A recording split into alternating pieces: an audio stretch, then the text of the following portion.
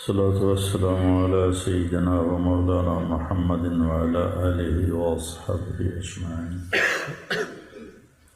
انسان کے علاوہ جتنی مخلوق ہے وہ زندگی سیکھے ہوئے ہوتے ہیں، زندگی کیسے گزاریں۔ تو عرب میں عورت کو ذلیل سمجھا جاتا تھا، اور عرب نہیں پوری دنیا میں عورت کو کمتر گھٹیا سمجھا جاتا تھا۔ عرب تو زندہ ہی دفن کر دیتے تھے اپنی بچیوں کو، یا گلا گھونٹ دیتے تھے اور پھر دفن کر دیتے تھے۔ ہمارا ہندی معاشرہ ہے، اس میں بھی عورت کا کوئی مقام نہیں، وہ بیوہ ہو جائے اس کی شادی نہیں ہو سکتی، بیٹھی رہے، چاہے جوانی میں بیوہ ہو گئی بیٹھی رہے ساری زندگی، اس کا وراثت میں کوئی حصہ نہیں۔ ہندو دھرم میں بچی کی وراثت، ماں باپ مر جائیں تو ان کے پاس جو جائیداد ہے اس میں بیٹی کا کوئی حصہ نہیں۔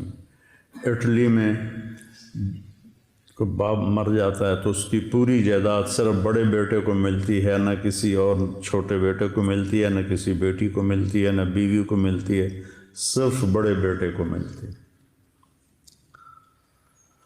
اور عرب میں بھی یہی تھا کہ عورت کی کوئی والدین کی جائیداد میں کوئی اس کا حصہ نہیں تھا۔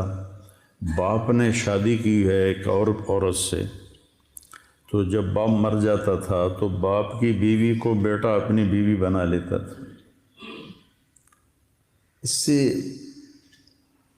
سے بھی میں یہ ایک بادشاہ نے 500 بیویاں رکھی ہوتی تھی، 600 بیویاں رکھی ہوتی تھی۔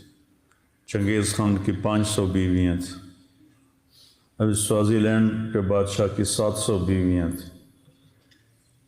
تو یہ ایک ظلم تھا، وہ 700 بیویوں کا حق کیسے ادا کرے گا؟ تو اسلام واحد دین ہے جس نے آ کر عورت کو عزت دی، مقام بخشا، کسی بھی روپ میں ہو اس کو مقام بخشا ہے۔ تمہارے گھر کی زندگی بتا رہا ہوں میں۔ اللہ نے شروع سے دیکھو، آدم کو مٹی کے پتلے سے بنایا، وہ پتلا 40 سال پڑا رہا ننگ، ساتھ ہوا کا بھی پتلا بنا دیتے، وہ بھی پڑی رہتی ننگ دھڑنگ، ایسا نہیں کیا۔ آدم علیہ السلام کو مٹی سے بنا کر روح ڈال کے کپڑے پہنا کے جنت میں ڈالا، اور حضرت حوا کو اس وقت پیدا کیا جب وہ سو گئے تھے، اور جب ان کی آنکھ کھلی تو ان کے ساتھ فل ڈریس میں، پورے لباس میں ایک عورت بیٹھی ہوئی ہے۔ اس عورت کا پتلا ننگا پڑا رہتا تو فرشتوں کو تو نہ عورت کی کشش ہے، نہ مرد کی کشش ہے، نہ ان کو کوئی نفسانی خواہش ہے، تو ان کے لیے کیا تھا؟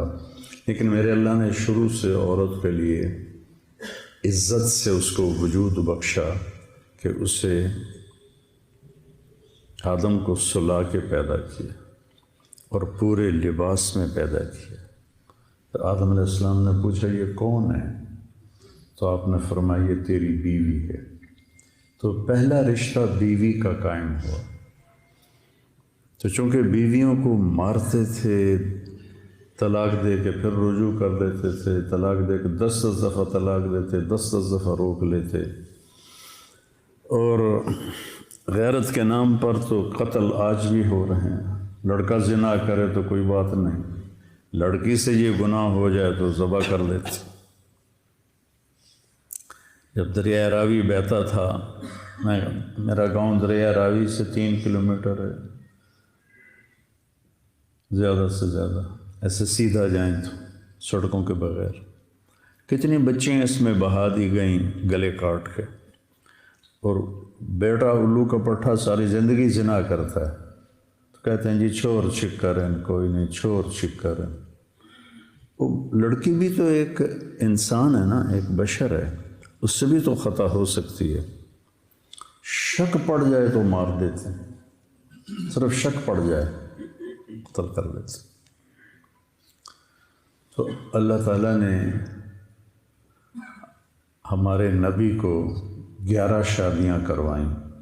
ما تزوجت وما زوجت الا بوحی من السماء نزل به جبریل. میں نے جہاں شادی کی، میں نے جہاں بیٹی کی شادی کی، پہلے آسمان سے جبریل آئے اور ان کے اللہ کا حکم لے کر آئے، پھر میں نے شادی کی. تو آپ نے 11 مختلف مزاج کی بیویوں سے حسن سلوک کر کے دکھایا.